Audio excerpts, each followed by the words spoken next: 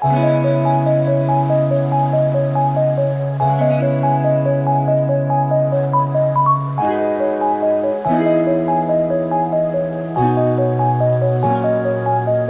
नाम नाहिद परवीन है। मैं देहरादून से हूँ और मेरे 3 बच्चे हैं, 2 बेटी और 1 बेटा।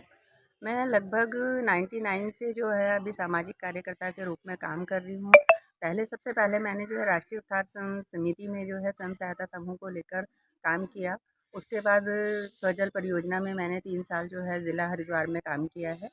और उसके बाद महिला समाख्या सितारगंज में मैं जो है जूनियर रिसोर्स पर्सन की पोस्ट पे रही हूँ, जिसमें मैंने महिलाओं को लेके जेंडर, घरेलू हिंसा, पंचायत, स्वास्थ्य को लेके जो है एक जागरूकता का कार्य किया और उसी के साथ-साथ उनको जो है ट्रेनिंग के प्रशिक्षण के रूप में उनको आगे बढ़ाने का प्रयास किया है। महिला समाख्या खटीमा के बाद मैंने अभी जो है 3 साल मैंने हरिद्वार में महिला समाख्या डिस्ट्रिक्ट रिसोर्स पर्सन के रूप में काम किया, जिसमें ब्लॉक भगवानपुर के समस्त गाँव में जो है महिलाओं को प्रशिक्षण के रूप में जो है आगे जागरूक किया और उन्हें जो है एक प्रशिक्षित के रूप में जो है तैयार किया है। उसके बाद अभी एजुकेट गर्ल्स ग्लोबली में बालिकाओं की शिक्षा को लेके काम किया, जिसमें ड्रॉप आउट बालिकाओं को हमने शिक्षा की मुख्य धारा से जोड़ने का प्रयास किया। साथ ही जो इंटर कॉलेज हैं, गर्ल्स कॉलेज है, उसमें जो है लड़कियों को स्वास्थ्य और शिक्षा के प्रति जो है जागरूक करने का काम किया, जिसमें स्कूलों में हमने जो है वहाँ पे लड़कियों को जैसे अपने हर महीने की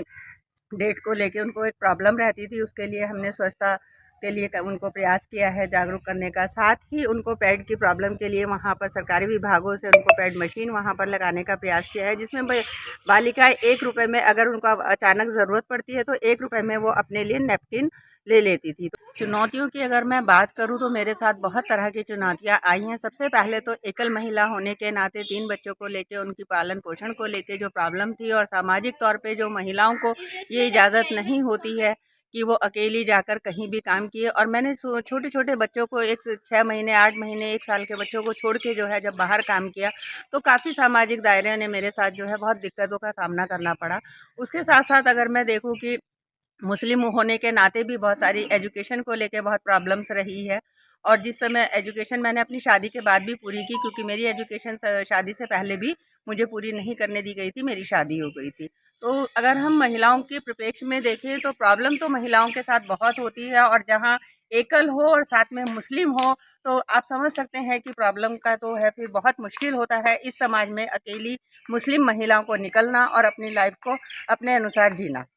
मैं और महिलाओं को यही संदेश देना चाहूँगी कि जो हमारे यहाँ पे अभी घरेलू महिलाएं हैं, उनके घर के साथ साथ जो है बाहर में भी काम करना चाहिए। उससे महिलाओं को बहुत फ़ायदे होते हैं। एक तो महिलाओं का अपना समाज में और घर में, एक परिवार में एक महत्व बनता है, क्योंकि वो आर्थिकी में मजबूत होती है। दूसरा, जब हम बाहर निकलते हैं तो बहुत लोगों से मिलते हैं तो हमारी जागरूकता का स्तर बढ़ता है। तो अगर हम घर में बैठे रहेंगे तो हमारे ऊपर जो भी समाज के जो दायरे हैं वो हमें शिकंजे में कसते रहते हैं, लेकिन जब हम बाहर निकलते हैं तो हम उन शिकंजों को ढीला करने की कोशिश करते हैं और वो वहाँ बहुत सारी महिलाएं सफल भी रही हैं। तो मैं तो यही कहना चाहूँगी कि हर महिला को घर के साथ साथ अपनी आमदनी को लेके और बाहर जाके जो है काम भी करना चाहिए। कुछ भी काम करे, सेल्फ डिपेंड होना बहुत ज़रूरी है। बेटियों की शिक्षा को लेके मैं कहना चाहूँगी कि सभी को खास ध्यान देना चाहिए, क्योंकि मेरा ये मानना है कि देखिए, अगर जैसे हम लोगों में पढ़ाई को कोई महत्व नहीं था, लेकिन अगर मैं किसी भी तरीके से उस समय इंटर मैंने कर लिया था, तो जब मेरे ऊपर वक्त पड़ा या मेरा एकल महिला रही, तलाकशुदा हुई, तो मैंने इसी शिक्षा के आधार पे